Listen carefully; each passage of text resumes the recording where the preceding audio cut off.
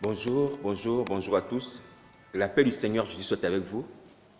La paix obtenue au pied du Seigneur Jésus, comme la femme pécheresse qui est allée pleurer au pied du Seigneur Jésus, qui a essuyé ses pieds avec des larmes.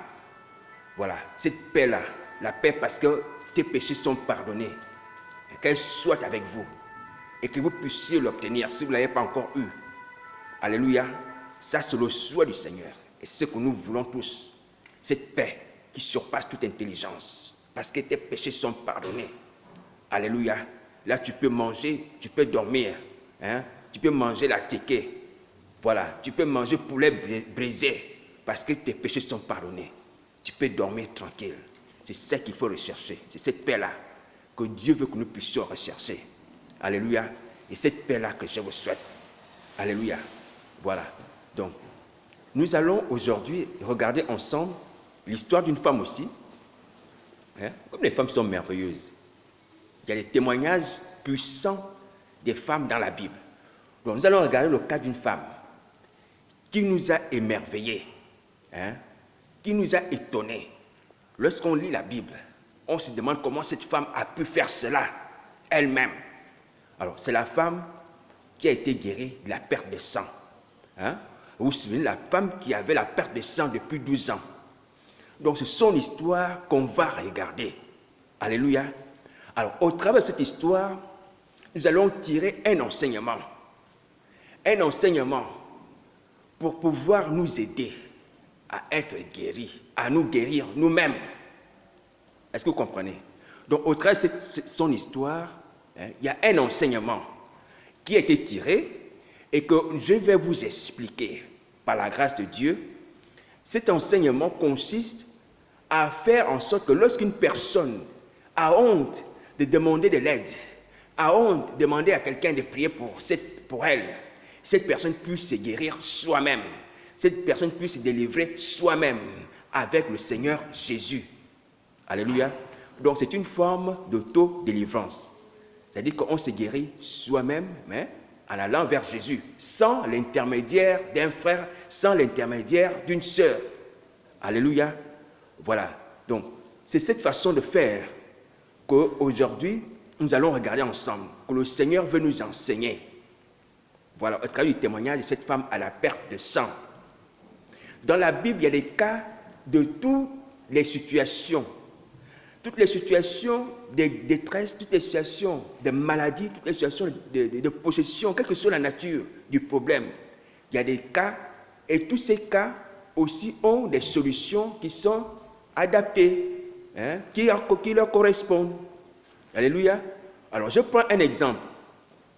Si par exemple, quelqu'un, dans son sommeil, il rêve qu'il est tombé dans l'eau, et puis tout d'un coup, un gros poisson l'a avalé. Alors, ou alors, quelqu'un va dans la brousse et puis tout d'un coup rencontre un gros serpent qui l'avale. Alors, et cette personne avait prié, mais elle ne sait pas comment prier. Elle peut demander au nom de Jésus, hein, d'anéantir cela. Ça, je parle dans le sommeil. Anéantir cela, c'est vrai.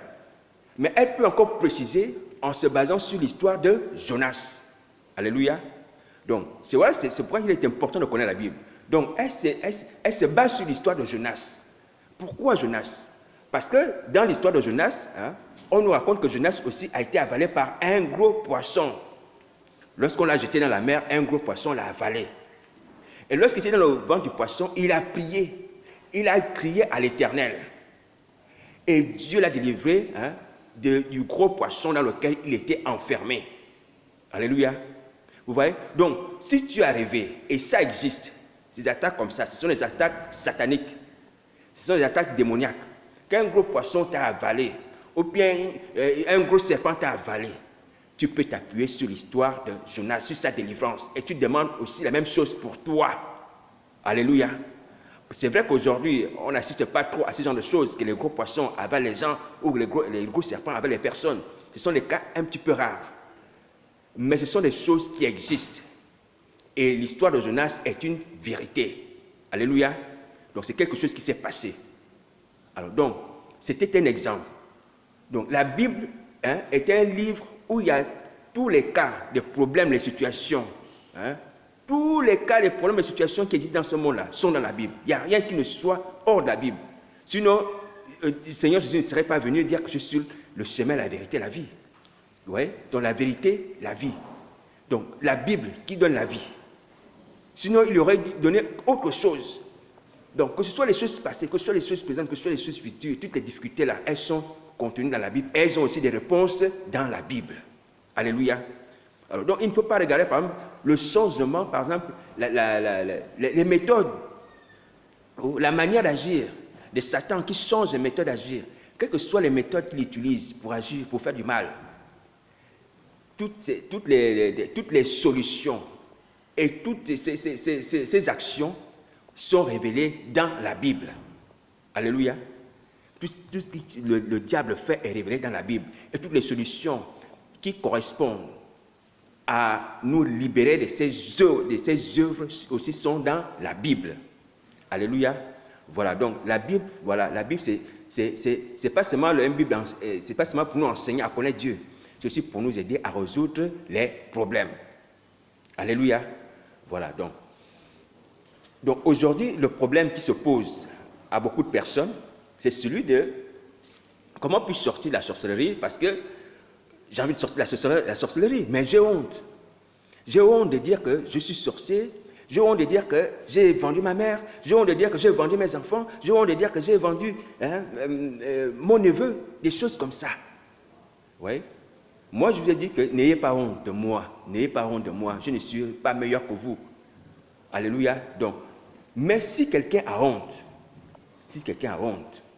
il peut se diriger personnellement au pied du Seigneur. Et le Seigneur Jésus va résoudre son problème. Donc, nous avons parlé déjà de la femme pécheresse. Donc, vous vous souvenez, la femme qui a pleuré au pied du Seigneur Jésus, qui a lavé ses pieds avec ses larmes. Voilà, cette femme a obtenu le pardon. Vous voyez, elle n'a même pas parlé. Dans le silence, le Seigneur Jésus avait compris ce qui s'est passé dans son cœur. Donc, si quelqu'un s'approche aussi de Jésus-Christ, personnellement, secrètement aussi, sans que les gens sachent quoi que ce soit, il peut aussi obtenir son pardon, sa délivrance. Alléluia. Alors, nous allons encore parler d'un autre cas, aujourd'hui, c'est celui du cas de la femme qui a été guérie de la perte de sang.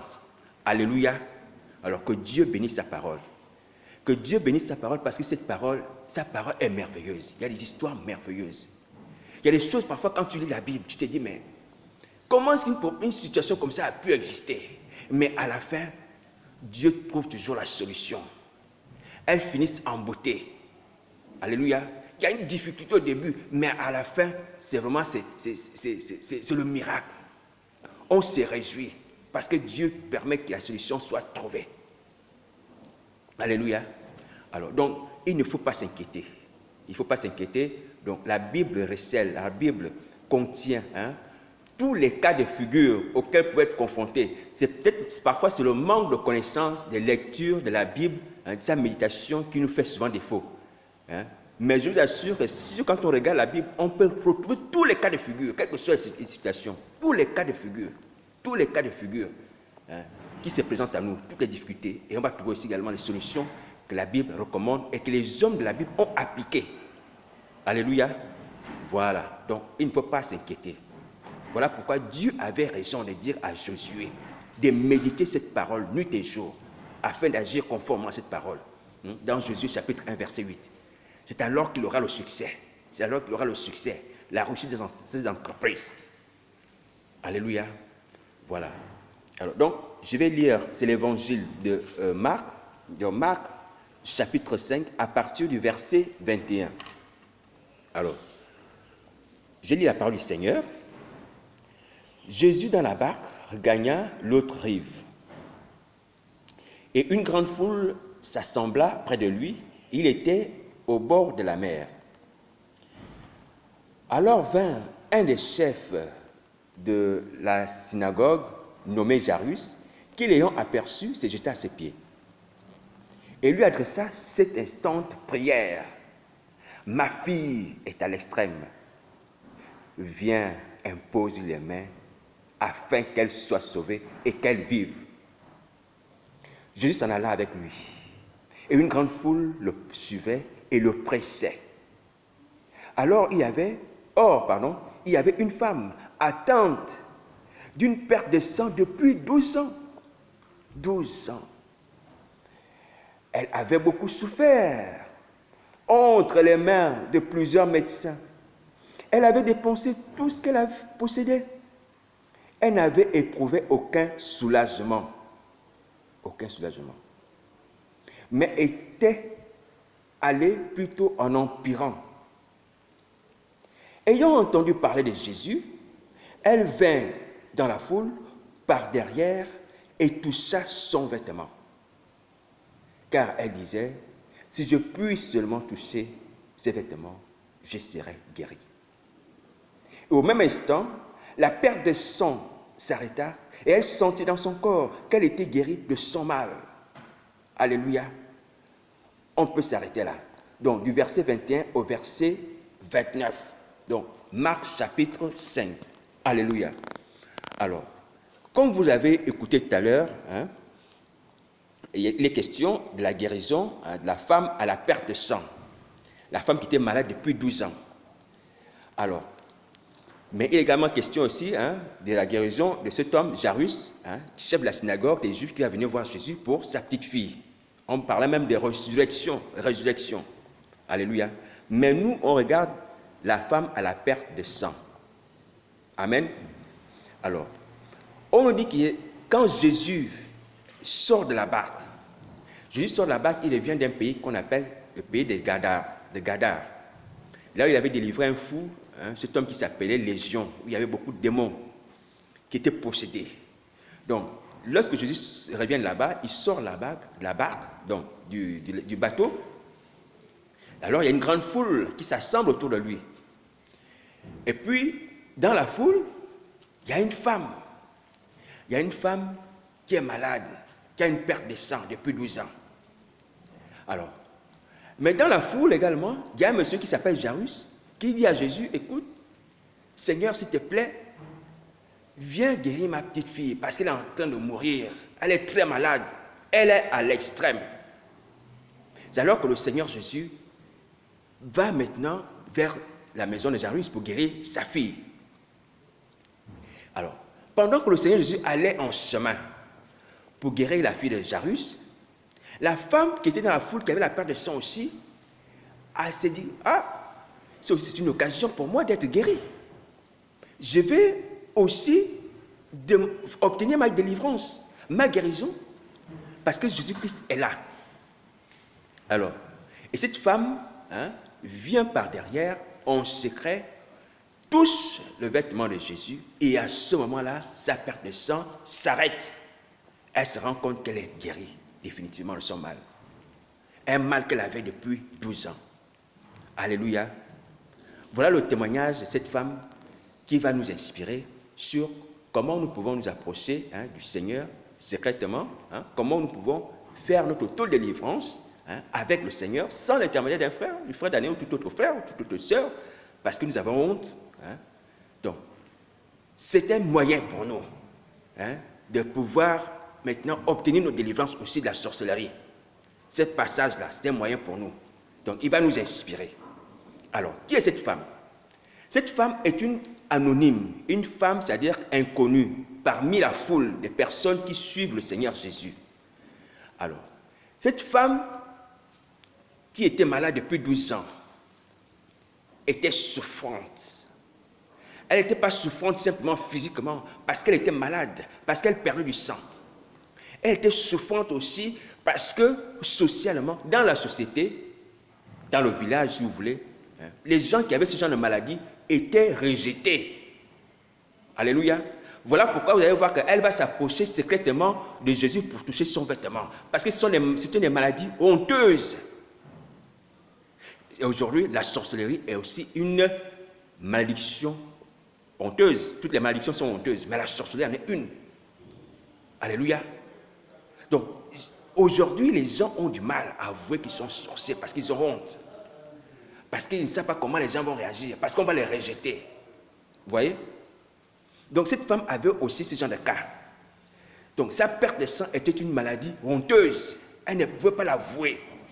Voilà pourquoi lorsqu'elle va chercher sa guérison, elle ne va même pas s'adresser à Jésus.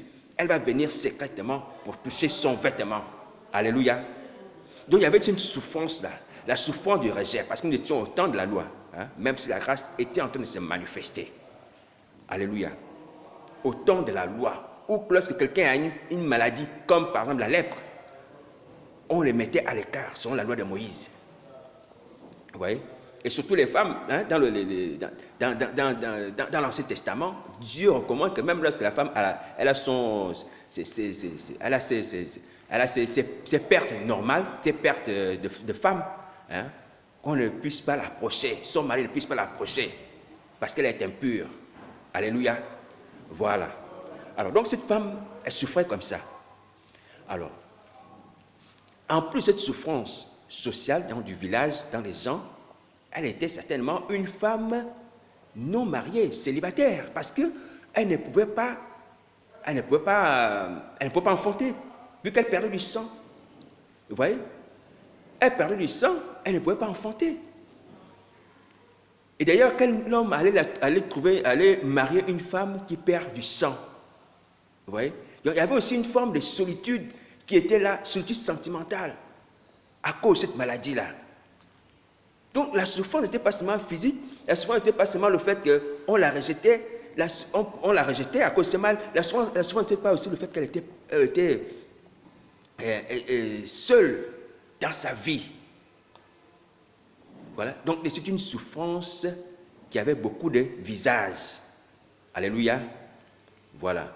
Alors donc elle était souffrante comme ça. Alors, et cette femme, la Bible dit que lorsqu'elle a constaté qu'elle était malade, elle a cherché la guérison auprès des médecins. Mais les médecins n'ont pas pu la guérir. Et au contraire, elle a perdu tout son argent. Vous voyez? Elle est allée auprès des médecins, mais les médecins n'ont pas pu la guérir et elle a perdu tout son argent. Elle a été ruinée. Donc là encore, avec toutes les autres types de souffrances qu'on a vues, vient encore s'ajouter une souffrance financière. Vous voyez? Donc il y a une ruine financière à cause de la maladie. Et non seulement qu'elle avait dépensé tout son bien pour chercher la guérison, mais elle n'avait pas obtenu la guérison. Donc il y avait un échec aussi. Vous voyez? Il y avait un échec dans ce qu'elle avait entreprise pour sortir de cette maladie. Échec total. Alléluia. Donc, cette femme, vous voyez, a emmagasiné toutes ses souffrances en elle-même. Et depuis 12 ans, c'était comme ça. Alléluia. Mais la Bible dit que, ayant entendu parler de Jésus, elle vint dans la foule par derrière et toucha son vêtement. Verset 27. Voilà ce qui est formidable. Cette femme ne s'est pas découragée, malgré la multitude de souffrances dont elle était l'objet. Elle ne s'est pas découragée. Parce que lorsqu'elle a entendu parler de Jésus, elle est venue pour toucher son vêtement, pour obtenir sa délivrance, pour obtenir sa guérison. Et elle a obtenu. Alléluia. Vous voyez? Et je bénis Dieu pour cette femme. Ça veut dire que cette femme, même si elle n'avait plus de possibilités financières de se faire guérir par les médecins, vous voyez, elle avait toujours la volonté dans son cœur d'être guérie. La volonté d'être guérie était toujours là. Mais ce sont les occasions qui manquaient, ce sont les moyens qui manquaient. Mais la volonté d'être guérie était dans son cœur. Est-ce que vous comprenez? Le fait d'être impuissant face à la maladie, le fait d'être impuissant face aux esprits impurs, ne doit pas empêcher que tu aies la volonté d'être délivré. Le fait d'être oppressé par Satan ne doit pas annuler ta volonté d'être délivré. Alléluia. Vous voyez le cas de cette femme, la somme de toutes ces souffrances-là. Mais la volonté d'être sauvé était dans son cœur. Il manquait simplement une occasion. Il manquait des moyens. Et si on lui avait prêté de l'argent, elle serait encore allée chez les médecins. Parce que cette femme était animée d'une volonté de faire. une muraille de reins. Elle n'avait plus de moyens. Son corps était affaibli à cause de la maladie. Elle ressentait les souffrances, les brûlures lorsqu'elle faisait des pertes. Mais elle avait toujours la volonté d'être sauvée, la volonté d'être guérie, la volonté d'être délivrée de ce mal. Et voilà que lorsqu'on nous dit qu'elle a entendu, il y a quelqu'un qui passait dans la ville. Il y a quelqu'un qui n'était pas loin. Le messager que le prophète Isaïe avait annoncé était dans la ville. Celui qui avait dit, l'Esprit du Seigneur l'Éternel est sur moi, parce qu'il m'a oint pour annoncer la bonne nouvelle aux pauvres, pour guérir ceux que leur cœur brisait. Lorsqu'elle a entendu que cet homme était dans la ville, lorsqu'elle a entendu que cet homme était là, qu'il venait de débarquer, qu'il revenait de Gadar, elle n'a pas hésité. Elle est allée pour rechercher, pour obtenir sa guérison. Alléluia. Elle n'a pas hésité. Elle a entendu que Jésus-Christ guérissait les malades, que Jésus-Christ ressuscitait les morts, que Jésus-Christ chassait les démons. Elle n'a pas hésité à aller vers Jésus. Alléluia. Donc, cette femme qui avait honte de sa maladie, cette femme qui avait souffert à cause de sa maladie, cette femme qui était rejetée à cause de sa maladie, cette femme qui était en train de mourir à cause de sa maladie, parce que la Bible nous dit que même cette maladie était en train d'empirer. Son état était en train d'empirer. Vous voyez? Cette femme qui était en lutte avec cette maladie, la perte de sang, elle n'a pas baissé les bras. Dès qu'elle a entendu que Jésus-Christ était là, qu'il vient d'arriver, elle est rentrée dans la foule pour pouvoir chercher sa délivrance, pour pouvoir chercher sa guérison. Alléluia. Alors, la foi vient de ce qu'on entend. C'est ce que la Bible dit. La foi vient de ce qu'on entend. Quand on a entendu que Jésus-Christ guérit, quand on a entendu que Jésus-Christ ressuscite, chasse les démons, on va vers lui. On va vers lui. La foi, quand on a entendu que quelqu'un fait telle ou telle chose qui peut m'être salutaire, on va vers cette personne-là. On va vers Jésus-Christ. La foi est une force qui nous pousse vers Jésus-Christ. Nous pousse à faire ce mouvement. Parce qu'il est la solution à nos problèmes. Il est la résurrection à la vie. Lorsqu'on entend qu'il est là, tu es mort, tu te lèves, tu dis, Seigneur, moi je suis mort spirituellement. Donne-moi la vie. Alléluia. Lorsque quelqu'un ne se lève pas, il a entendu parler de Jésus qui guérit, qui ressuscite, qui chasse les démons. Cette personne n'a pas la foi. Cette personne n'a pas la foi. Parce que la foi ne consiste pas seulement à entendre, c'est vrai, mais la foi consiste aussi à se lever. À se lever et aller vers Jésus. Alléluia. La foi vient de ce qu'on entend, elle vient d'abord de ce qu'on entend. Ce qu'on a entendu parler de Jésus, ce qu'on a entendu faire de Jésus. Mais après, il faut aller vers lui maintenant. Alléluia. C'est ça la démonstration. Il faut aller maintenant dans la phase active. Alléluia. Après avoir entendu que Jésus-Christ est capable, que Jésus-Christ fait ceci, après on se lève. Et cette femme s'est levée. Ayez cette foi-là. Je ne vous enseigne rien. De toute façon, vous connaissez la Bible. Vous avez la Bible. Vous vous exhortez sur Facebook. Ça veut dire que vous avez entendu parler de Jésus. Vous attendez quoi pour vous lever, pour aller vers lui? Vous attendez quoi? Vous attendez quoi? Vous attendez quoi? Vous attendez quoi? Cette femme s'est levée. Dès qu'elle a entendu parler de Jésus, elle s'est levée, elle est partie. Cette femme était en train de mourir à petit feu. Satan était en train de pomper son sang. Mais elle a refusé de mourir. Elle a dit non, mais comme j'ai entendu que Jésus-Christ est là, je m'en vais vers lui. Il va me guérir. Alléluia. Arrêtez de passer du temps en vain. Levez-vous. Levez-vous un peu. C'est pas vrai qu'il y a des gens qui souffrent, qui ont souffert dans la Bible. Dans la Bible, il y a des gens qui ont souffert. Et qui ont été délivrés de leur souffrance. Cette femme-là, depuis 12 ans, elle a souffert. 12 ans de perte de sang. Perte de sang, hein? Perte de sang. Le sang, c'est la vie. Le sang, c'est l'âme. Vous attendez quoi pour vous lever? Vous attendez quoi? Donc, que Dieu vous donne cette foi de vous lever maintenant. Parce que vous avez entendu assez. Vous avez entendu plus qu'assez de ce que Jésus-Christ est capable de faire, de ce qu'il est. Vous le savez. Maintenant, il faut se lever. Que Dieu vous donne cette foi au nom de Jésus. La foi est une ferme assurance des choses qu'on espère. Une démonstration de celles qu'on ne voit pas. Alléluia. Donc, ayez cette foi qui vous pousse à aller vers Jésus-Christ. Alléluia. Amen. Alors, donc, cette femme qui était partie vers Jésus, elle n'est pas partie comme tout le monde. Elle n'est pas partie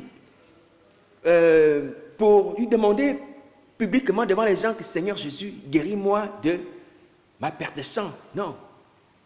Elle est partie comme en cachette. La Bible dit qu'elle s'est tenue derrière. Elle a avancé sa main parce qu'elle se disait dans son cœur, si je touche simplement le vêtement de cet homme, je serai guéri. Parce qu'elle avait honte de sa maladie. Et lorsqu'elle a touché le vêtement de Jésus, elle a été guérie. Alléluia. Donc, tu peux venir, quels que soient les moyens que tu utilises, les moyens bibliques, bien sûr, tu peux venir, tu peux t'approcher du Seigneur, quels que soient les moyens que tu utilises, et tu seras guéri. Que le Seigneur te regarde, qu'il ne te regarde pas. Approche-toi de lui. Que les hommes soient conscients ou inconscients, que les hommes te voient ou ne te voient pas. Approche-toi de Jésus-Christ, tu seras guéri. Voilà une femme qui a été guérie. Le Seigneur Jésus était en train de marcher. Il allait chez Jairus. Vous voyez? Elle n'avait même pas arrêté. Comme Bartimée avait arrêté Jésus, fils de David, aie pitié de moi. Non. Elle voulait même le faire à l'insu du Seigneur Jésus. À l'insu de la foule, à l'insu du Seigneur Jésus. À cause de sa honte. Mais elle a été guérie. Elle a obtenu la guérison. Toi aussi, tu peux faire des choses comme ça. À l'insu de la foule. Bien sûr, Jésus-Christ sait toutes choses. Puisque dans un autre passage, on va dire qu'il s'est retourné. Et il va dire, qui m'a touché? Alléluia. Donc, toi aussi, tu peux faire les choses dans le secret. Tu peux t'approcher de Jésus-Christ dans le secret. Donc, imitons cette femme. Ne restons pas dans la sorcellerie. Jésus-Christ va nous délivrer. Alléluia.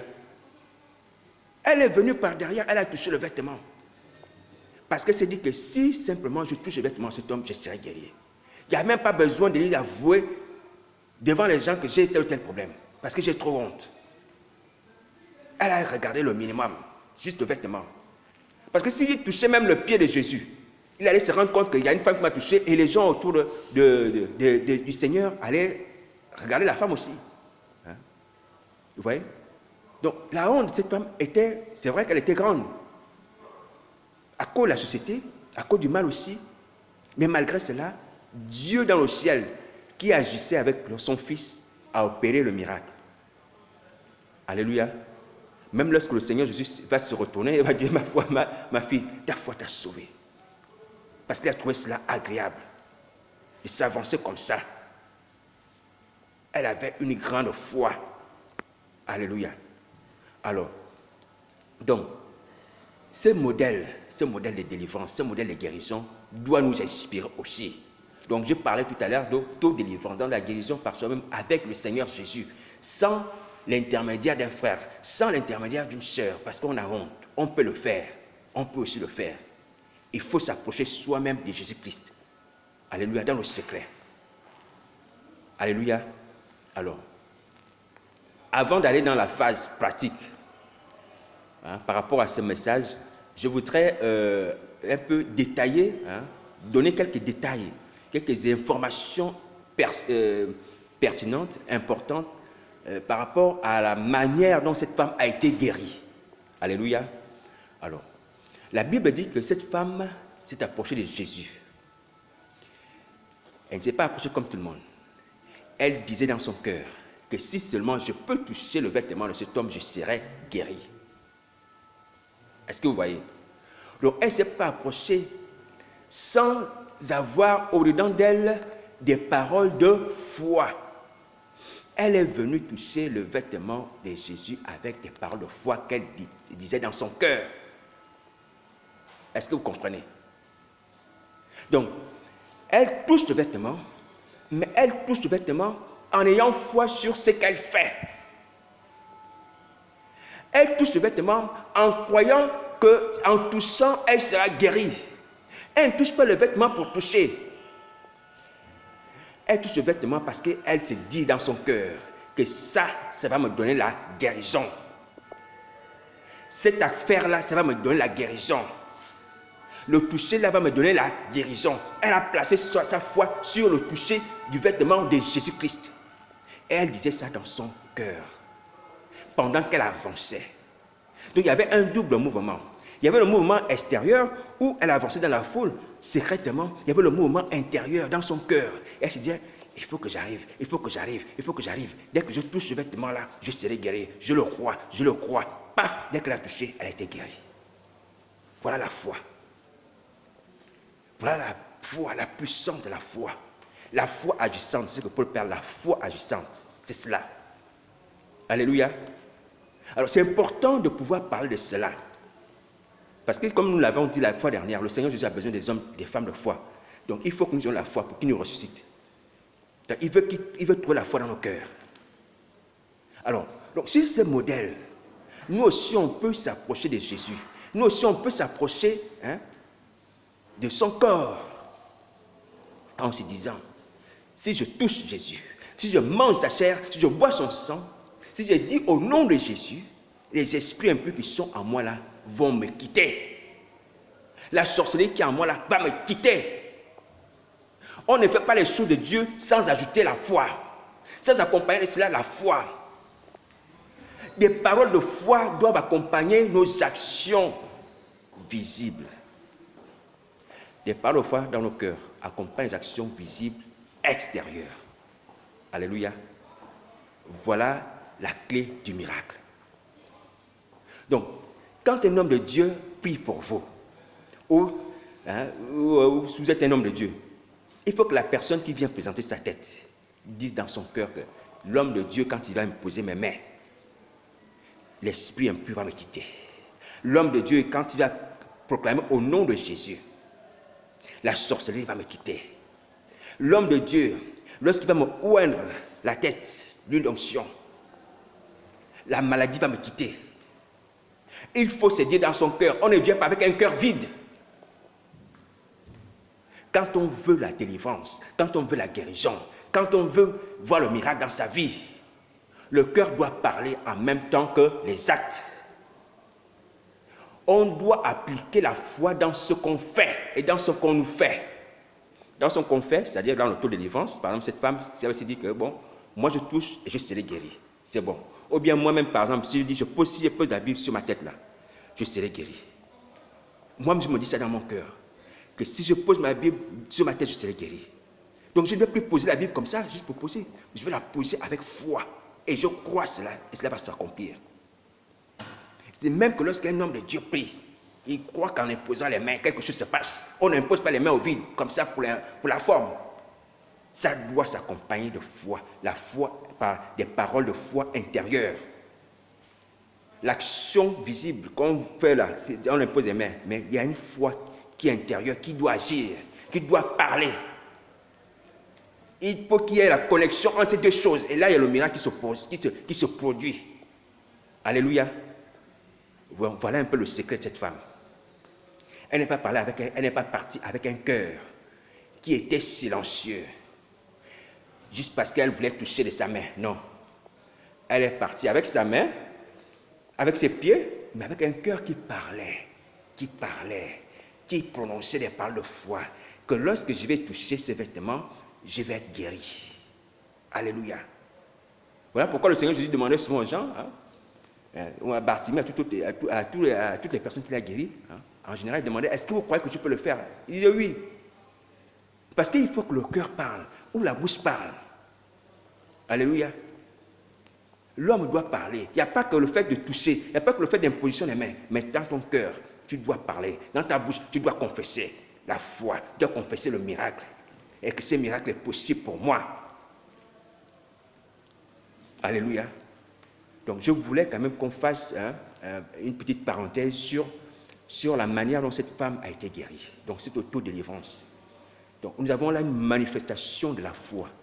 La foi agissant dans son cœur, par l'action aussi extérieure.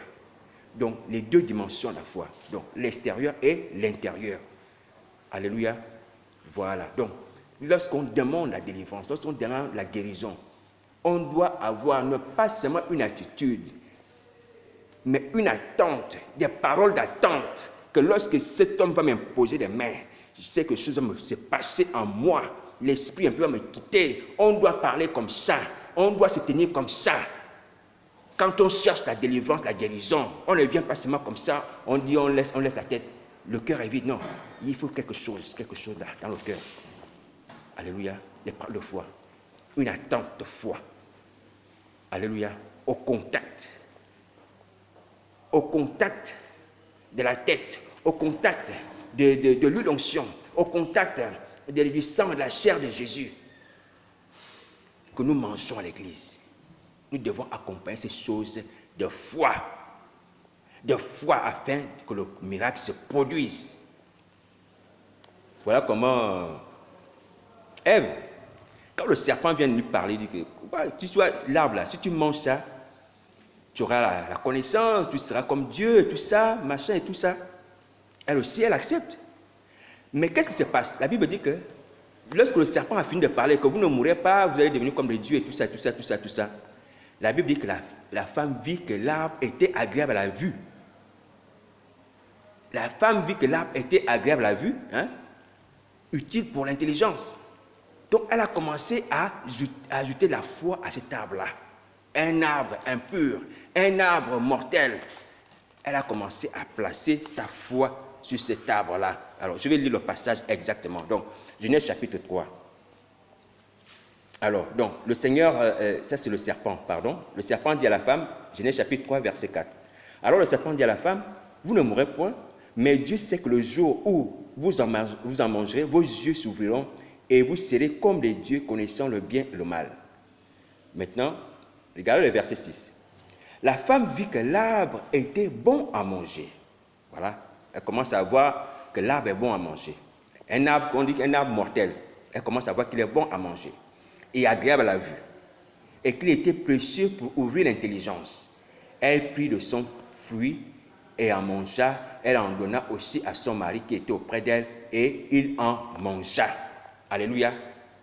Donc, vous voyez que le processus là, ce qui a conduit la femme à prendre cet arbre, ce n'est pas le fait seulement que le serpent lui parlait, mais c'est aussi parce qu'il y a eu un effet dans son cœur. Elle a commencé à raisonner. Elle a commencé à voir l'arbre autrement. Elle a commencé à le voir comme une belle chose. Vous voyez? Donc, elle a ajouté la foi à un arbre maudit. Et le résultat, c'est qu'elle est morte. Alléluia. Alors, donc, nous ne faisons plus cela. Nous n'accordons plus la foi à les choses maudites, à les choses interdites. Nous accordons la foi à Jésus-Christ. Alléluia. Voilà. Donc, voilà pourquoi que lorsque tu entends que Jésus-Christ a dit tout ce que vous demanderez en mon nom, tu ajoutes la foi dessus, tu dis Seigneur, tu as dit cela. Moi, j'accorde la foi. Puisque nous ne le voyons plus physiquement. Alléluia. Et cette femme, elle, comme pour le voir physiquement, elle a ajouté la foi sur le fait que je vais toucher simplement le vêtement de Jésus. Parce que Jésus-Christ, c'est l'arbre de vie. Si je le touche son vêtement, c'est comme si je consommais l'arbre de vie et j'aurais la vie éternelle. Le cheminement inverse que Ève a fait. Vous voyez? Elle a ajouté la foi à l'arbre de vie qui est Jésus-Christ pour avoir la vie, pour avoir la guérison. Voilà. Alors, donc, c'est ce que le Seigneur Jésus veut que nous puissions aussi faire. Ajouter la foi en lui. Exercer la foi en ce qu'il fait. Et dans ce qu'il offre, dans ce qu'il promet. Alléluia. Alors, donc, je disais tout à l'heure que la phase pratique, lorsque nous voulons accomplir une guérison, une délivrance, nous voulons sortir de la sorcellerie, ou quelle que soit la situation qui est honteuse, ça peut être le fait que, par exemple, un homme de Dieu, il est possédé par un esprit d'impudicité. Ouais, bon, c'est vrai, la sorcellerie concerne tout ça, l'impudicité. Mais il a honte de dire, frère, écoute, moi, je trompe ma femme. Je trompe ma femme et tout ça, je cours après les païennes et tout ça, mais comme j'ai honte de faire l'escandale à l'église, donc ce sont les païennes que je m'achète, les prostituées et tout ça. j'ai dit, bon, tu peux faire une auto-délivrance. C'est des choses qui ne sont pas faciles. Parce que non seulement c'est honteux, en plus tu ne sais pas hein, la personne à qui tu vas dire, est-ce qu'elle va raconter à gauche, à droite. Pour ma part, je vous dis, je ne vais pas raconter. Alléluia, donc il faut me faire confiance. Par la grâce de Dieu. Alléluia. Voilà. Donc, par exemple, si un homme de Dieu a un problème comme ça, il dit, non, non, moi j'ai un problème. Mon problème, c'est je ne peux pas résister devant une femme, même païenne, chrétienne. Mais les chrétiens, j'évite parce que, comme c'est mon ministère, je vais casser tout. C'est mon gagne-pain aussi. Mais je préfère aller chez les prostituées, les mondaines là. Mais je voudrais délivrer. Tu peux faire ça toi-même. Alléluia. Tu peux t'approcher secrètement du Seigneur Jésus. Tu peux demander au Seigneur Jésus. Tu peux dire au Seigneur Jésus, là, je vais faire une chose pour que j'ai la délivrance. Je prends par exemple cet homme de Dieu. Par exemple, la Sainte Seine.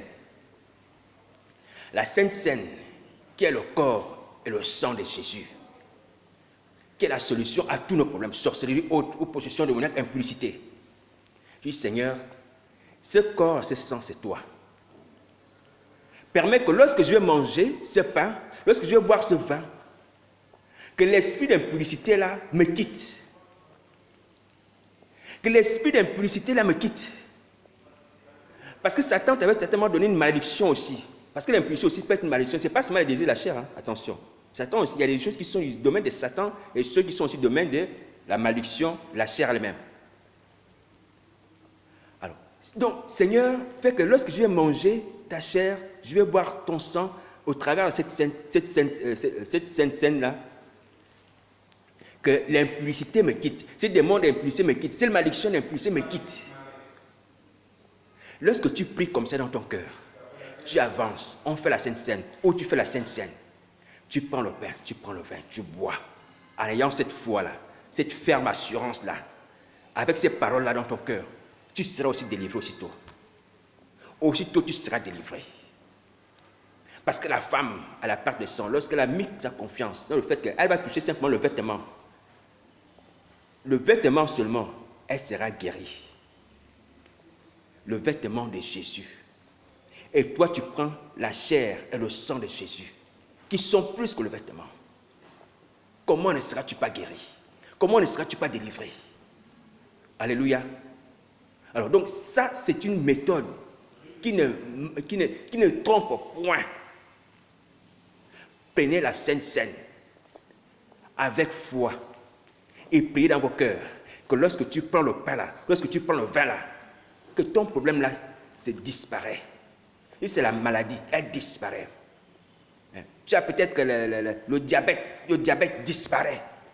Dès que je vais manger la Sainte Seine, Seigneur Jésus, aujourd'hui, permets que le diabète me quitte. J'ai envie de jeûner, je n'arrive pas à jeûner parce que je suis diabétique. Permets cela aujourd'hui là. Place ta foi sur Jésus, sur son corps. Le vêtement, c'est l'image du corps de Jésus. Donc, plaçons notre foi sur le corps de Jésus, son sang et sa chair. Alléluia. Donc, elle a touché le vêtement. Le vêtement, c'est l'image du corps de Jésus-Christ Nazareth. C'est lui qui nous sauve. Donc, si tu manges sa chair, tu bois son sang, ces choses-là, ces maladies, les malédictions, te quittent. Les esprits un peu te quittent. Les serpents, les malédictions, tout ce que Satan a mis dans ta vie, te quittent. Alléluia. Seul à seul, dans ton cœur avec le Seigneur, fais cela. Le taux de délivrance est possible. Cette femme n'était pas une sainte, mais elle a eu la foi.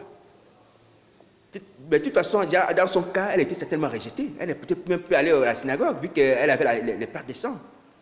Vous voyez? Mais elle est venue, malgré son impureté, vers Jésus-Christ. Tu aussi, tu peux venir avec toutes tes maladies, toutes tes malédictions, tu viens. Il va te toucher. Sa chair va te toucher, son sang va te toucher. Par la foi, tu seras libéré. Alléluia. Donc ça, tu peux faire ça dans ta chambre. Ça, tu peux faire ça à l'église. Lorsqu'on fait la Sainte Seine, pourvu que le pain et le vin soient vraiment des pains, des vins qui ne sont pas souillés. Alléluia. Pourvu que ça ne soit pas souillé. Parce qu'on n'ignore pas les desseins de Satan. Si c'est un pain, un vin qui sont sains, où il n'y a pas eu les malédictions de Satan, vraiment tu pries dans ton cœur, Dieu va agir. Et même si tu sens que la Sainte Seine qui sont dans l'église n'agit pas, parce que Satan suit cela au travers des gens qui le servent, malheureusement, achète toi-même le pain. Moi, il m'arrive de faire le pain azim, le pain qui est sans levure, tu l'achètes. Tu achètes du vin.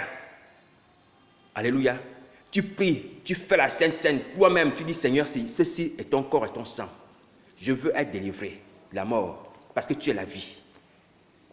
La sorcellerie, c'est la mort, c'est l'esprit de mort. Je veux qu'il me quitte. En mangeant ta chair, en buvant ton sang. Selon que tu dis dans Jean 6, 54. Dans Jean 6, 54. Que celui qui mange ta chair, boit ton sang, tu demeures en lui en toi. Il a la vie éternelle. Je vais manger ceci par la foi. Permets cela. Que dès que ces éléments-là rentrent dans mon corps, rentrent dans mon corps, rentrent dans mon ventre, Seigneur, ma délivrance aussi s'opère. Conforme à ta promesse. Et comme cette femme aussi, à la perte de sang, a dit, agis, me voici. Il va agir. Jésus-Christ est fidèle, il agira. Ce qu'il veut, c'est notre bien. Pourquoi il ne va-t-il pas agir? Est-ce qu'il veut qu'on soit malade? Est-ce qu'il veut qu'on soit possédé? Est-ce qu'il veut qu'on soit mourant? Il veut qu'on soit vivant. Donc il agira. C'est sa volonté. Alléluia. C'est sa volonté. Alors, donc la phase pratique, comme je le disais tout à l'heure, la phase pratique, j'ai pris comme exemple la Sainte Seine. Tu peux dire, toi tu peux étudier au nom de Jésus. Tu dis au nom de Jésus, Seigneur, donc je poserai ma main sur ma tête au nom de Jésus, que si un démon qui m'empêche, un mari de nuit ou quelque chose de la nature, me quitte au nom de Jésus. Tu le dis cela dans ton cœur avant de faire. Et lorsque tu le fais avec foi, parce que tu es sûr que quand tu fais, il y a effet. Quand tu fais, il y a effet. Ajoutez la foi dans ce que vous faites en Jésus-Christ. Avec Jésus-Christ, par Jésus-Christ. Et vous aurez les résultats. Alléluia. Donc, ce n'est pas en vain. Par exemple, lorsqu'on dit, dans les églises, pour marcher sur les serpents, les scorpions, les gens écrasent, les gens piétinent, ils tapent sur le plancher, sur le sol. Ce n'est pas en vain. C'est une matérialisation de la foi. Et c'est des choses qui se manifestent dans le monde spirituel. Ce n'est pas des choses vaines. Donc lorsqu'on marche sur les serpents, les scorpions, on écrase Satan, on marche sur la terre. On est là sur la terre, mais ça, c'est pas dans le monde spirituel. Donc ce n'est pas des choses vaines. Alléluia. Donc si quelqu'un pense que c'est un cinéma ou c'est du théâtre, comment les gens peuvent marcher comme ça, ils sont en train de crier, ils marchent, ils pétinent à grands pas. Qu'est-ce qu'ils sont en train de faire? Ce n'est pas du cinéma, ce n'est pas du théâtre. Mais là, c'est une puissance. C'est un combat où nous avons la victoire. Nous exerçons notre domination sur les serpents, les scorpions. Alléluia. Voilà, donc appliquons ces choses avec foi et nous verrons les résultats. Jésus-Christ est fidèle. Alors, il dit dans Jean 6, verset 55, Jésus leur dit, en vérité, je vous le dis, si vous ne mangez la chair du Fils de l'homme et si vous ne buvez son sang, vous n'avez pas la vie en vous-même. Alors, celui qui mange ma chair et qui boit mon sang a la vie éternelle et je le ressusciterai au dernier jour. Car ma chair est vraiment une nourriture et mon sang est vraiment un breuvage. Donc, celui qui mange ma chair et qui boit mon sang demeure en moi et je demeure en lui. Alléluia. Donc, celui qui boit son sang et mange sa chair, Jésus-Christ demeure en lui, et lui en Jésus-Christ. Donc Satan quitte. Il va quitter vos corps, il va quitter vos vies, il va quitter vos âmes. Les esprits impies vont vous quitter. Comme la perte de sang a quitté cette femme qui était malade depuis 12 ans là. Dès que tu introduis la chair, le sang de Jésus, Jésus-Christ prend place dans ta vie. Les démons qui t'embêtaient là, qui te poussaient à l'impudicité, aux choses impures, à aller en sorcellerie, te quittent aussi au nom de Jésus. Il vient prendre la place de roi, de Seigneur dans ta vie pour t'apporter la paix et la joie. Donc tu peux faire entrer Jésus-Christ aujourd'hui par sa chair et par son sang, par la Sainte Seine. Fais-le rentrer dans ton cœur maintenant. Exerce la foi, fais rentrer Jésus-Christ dans ton cœur. Là, tu n'as même pas besoin qu'un frère vienne te secourir ou une soeur vienne te secourir, à moins que tu aies besoin, à moins que tu manifestes vraiment le désir. Mais là, à toi-même, là, comme la femme, la perte de sang, toute seule, tu peux aussi le faire. Cette femme, elle a fait toute seule. Hein. Tu peux ajouter ta foi. Tu dis, Seigneur, je veux que tu demeures en moi. Je ne veux plus que le démon là demeure en moi, me pousse encore à manger des choses impures, à me souiller. Non, je veux que tu demeures en moi, s'il te plaît. Je vais manger la Sainte Seine. Je vais boire ton sang. Je vais manger ta chair avec la foi. Comme cette femme, la part de sang, que quelque chose se produise. Si tu fais ça, ma soeur, tu as gagné. Mon frère, tu as gagné. Alléluia. Tu as gagné. Si tu reçois les attaques de Satan, tu es enfant de Dieu, tu as mangé des choses impures dans ton sommeil, des choses impures et tout ça, mange la chair de Christ, bois son sang, tout cela va annuler. C'est notre antidote spirituel. C'est le médicament qui nous guérit tous les poisons. Alléluia. Il ne faut pas se lasser. Satan va encore venir, toi tu continues. Il va encore venir, toi tu continues. La persévérance. C'est par votre persévérance que vous saurez vos âmes. Donc la persévérance à résister au diable. La persévérance à se sanctifier. La persévérance à prier. Alléluia. Voilà, donc c'est ce que je voulais vous dire par la grâce de Dieu. Donc que Dieu vous aide et qu'il m'aide aussi. Donc appliquez cela avec foi. Donc ne faisons plus les choses en vain. Faisons les choses avec foi. Avec foi. Alléluia. Tu dois rassembler tes forces dans ton esprit. Tu rassembles tes forces dans ton esprit. Tu dis, Seigneur, permets que lorsque je vais faire comme ça là, qu'il y ait un effet, un résultat. En ton nom, Seigneur. C'est ton nom qui fait les miracles. C'est ton nom qui produit les miracles. Dans ma vie, je ne vais pas prononcer ton nom en vain. Je voudrais, Seigneur, qu'il y ait effet sur ma vie. Et quand tu prononces le nom de Jésus sur la situation qui t'embête, il y a aussi effet. Jésus-Christ est fidèle. C'est cela la foi. Alléluia. Dans le secret, avec le Seigneur, sans avoir besoin d'aide de quelqu'un. Voilà, ça c'est l'auto-délivrance, auto-guérison, tout ce que vous voulez comme auto, c'est-à-dire que c'est ce qu'on fait soi-même. Sans besoin même du pasteur. Si tu es un fidèle pasteur, tu n'as pas besoin d'être tout le temps, pasteur, aide-moi, pasteur, machin. Si tu connais ça, tu connais ces choses que je viens de te dire là, tu n'auras pas besoin de pasteur. Ce n'est pas que les pasteurs ne sont pas utiles, mais simplement pour dire que tu ne seras pas dépendant des pasteurs. Alléluia. Tu seras un être mature. Tu ne seras plus un enfant. Tu ne seras plus ballotté à tout vent de doctrine. Tu ne mangeras que la nourriture solide. Alléluia. Tu ne seras plus au lait. Ça, c'est du solide. Alors, et ça, c'est un secret formidable. Alors, donc, je sais qu'il y a beaucoup d'hommes de Dieu qui connaissent ces choses. Mais ce qui nous a tués, c'est parce que nous sommes lassés.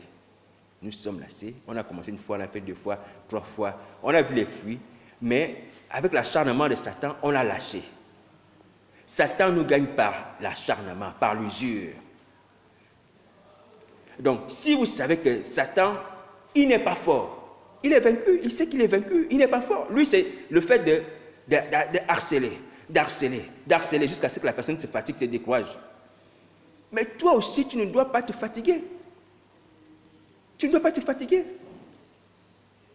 Tu ne dois pas te fatiguer, tu dois aussi persévérer. C'est ce que le Seigneur Jésus dit. Il t'attaque la nuit, tu réponds. Il t'attaque le jour, tu réponds. Tu dois répondre aussi quand il t'attaque. C'est comme ça qu'on marche. C'est vrai que peut-être que nous avons été souvent pas, nous n'avons pas été attentifs. Nous avons aussi peut-être pas été enseignés aussi, peut-être aussi. Mais la persévérance s'applique surtout. Surtout, le combat spirituel, la persévérance. La persévérance. Pour sauver ton âme, pour sauver ta vie, la persévérance. Moi, j'ai reçu des attaques hier, avant-hier, j'ai reçu des attaques sataniques. Je ne me glorifie pas. Mais c'est pas pour dire que le Seigneur Jésus, c'est lui qui nous fortifie. Aussi. Alléluia. Vous comprenez? Voilà. Donc, mais, même si on reçoit les attaques, nous aussi on doit répliquer par le rejet de ces choses. Par l'aide au secours que nous demandons au Seigneur. Vous voyez? Soit on réplique, soit on demande au Seigneur au secours, mais on ne doit pas rester sans rien faire. C'est ce qui tue. Rester sans rien faire, être résigné. Alléluia. Donc que Dieu nous aide à mettre cela en pratique. Donc ça, c'est un merveilleux exemple de délivrance par soi-même, de guérison par soi-même, au travers de la foi. Et cette femme était une femme de foi, une battante, qui ne s'est pas laissée décourager, même par les circonstances autour d'elle. Sa maladie qui empirait, le fait qu'elle était déjà appauvrie, ruinée financièrement, rejetée par la société. Cette femme qui ne pouvait pas certainement aller au culte ou à la synagogue à cause de sa perte de sang. Elle était ferme par rapport à sa volonté d'être sauvée. Ta volonté là, il ne faut pas regarder les circonstances. Ta volonté doit être ferme en toutes circonstances. Que les circonstances changent, que ce soit favorable ou défavorable, ta volonté doit être intacte. Parce que Dieu dans le ciel, il voit aussi ta situation. Le Fils disait que j'agis et mon Père aussi agit. Et c'est le Père qui agissait pour que cette femme puisse être guérie. La Bible dit qu'une force est sortie de Jésus-Christ. Ça que Jésus-Christ se donne l'autorisation. Alléluia. Parce que lorsqu'il va se retourner, à cause de la guérison de cette femme, il va dire qu'il y a quelqu'un qui m'a touché parce que j'ai senti qu'une force était sortie de moi. Le Père agissait. Alléluia. Pour que le Fils donne la vie. Dieu agit. Même lorsque tu sembles voir que le Seigneur Jésus ne répond pas, Dieu agira. Il prendra ce qui est à Jésus-Christ, il te donnera. Et le Seigneur Jésus te dira, ta foi t'a sauvé. Parce qu'il sait toutes choses. Il peut t'éprouver pour te tourner le dos. Mais il sait que tu as la foi nécessaire pour venir à bout de ta situation, même si tu te tournes le dos. Même si tu te tournes le dos. Il sait que tu as la foi nécessaire pour venir à bout de ta situation. Vous savez, le Seigneur nous connaît. Hein? Il savait que cette femme était une femme de foi. Alléluia. Dieu connaît toutes choses. Même moi-même. Il y a des choses parfois je dis, mais Seigneur, toi aussi. Comment tu permets ça? Mais quand j'ai commencé à comprendre ça, je dis, Seigneur, tu as raison. Tu as raison. On ne peut pas mentir à Dieu. Celui qui jauge les épreuves, il sait que cette épreuve-là est la mesure de ta force. Donc, il peut te tourner le dos. Il peut te tourner le dos. Il sait que tu es capable de te débattre là. Tu es capable de te débattre. Ne joue pas au petit bébé, au bébé spirituel. Alléluia. Voilà. Donc, cette femme était une femme de foi. Dieu savait cela. Alléluia. Et Dieu a opéré, même dans le dos du Seigneur Jésus, afin qu'elle soit délivrée. Donc, on ne peut pas échouer quand on a la foi. La foi marche avec la volonté. Que votre volonté soit ferme. Tant que vous êtes encore vivant dans la chair, il y a espoir pour vous. Vous êtes à l'état d'ossement desséché, mais vous n'êtes pas à l'état d'ossement enfoui. Vous êtes à l'état d'ossement desséché, vous n'êtes pas à l'état d'ossement brisé. Vous êtes à l'état d'ossement desséché, vous n'êtes pas à l'état d'ossement brûlé. Il y a l'espoir. Parce que Dieu rassemble les ossements desséchés. Parce que Dieu redonne la vie aux ossements desséchés. Parce que Dieu donne l'esprit aux ossements desséchés, mais pas aux ossements enfouis, pas aux ossements brûlés, pas aux ossements brisés. Alléluia. Donc votre condition là est une condition où vous avez encore l'espérance. Vous devez avoir la foi que votre résurrection est possible. Votre résurrection est possible. À Golgotha, le Seigneur Jésus a démontré. Même les saints qui étaient morts depuis longtemps, lorsqu'il a rendu son esprit au Père, les sépulcres sont brisés.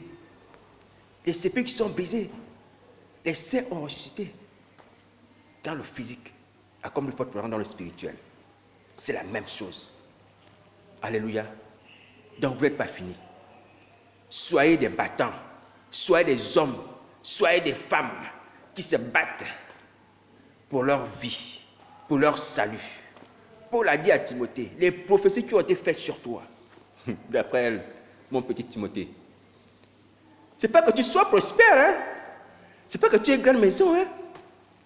Les prophéties qui ont été faites sur toi, Timothée, c'est que tu combattes le bon combat, le combat de la foi. Voilà les prophéties qui ont été faites sur toi. Ce n'est pas les prophéties que tu vas régner. Tu vas régner avec Potiphar. Non. C'est que tu combattes le bon combat de la foi. Ah bon? Alléluia. Voilà la nécessité, voilà la priorité. Alléluia. Voilà, donc la foi est nécessaire. Hein? Il faut combattre pour sa foi. Il faut combattre au travers de la foi. Quand on a perdu la foi, on combat pour qu'on la retrouve. La foi est possible parce que nous avons entendu les messages sur Jésus. Parce que la foi vient de ce qu'on entend de lui. De ce qu'il nous promet. Alléluia. Voilà. Et de sa capacité à opérer. Voilà. Donc maintenant, il faut que se lever maintenant, comme cette femme, et aller vers lui. Il faut que nous ajoutions la foi dans ce que nous faisons maintenant. Nous ne devons plus faire les choses en vain. Simplement par habitude. Il faut ajouter la foi, la puissance dans ce qu'on fait. Alléluia.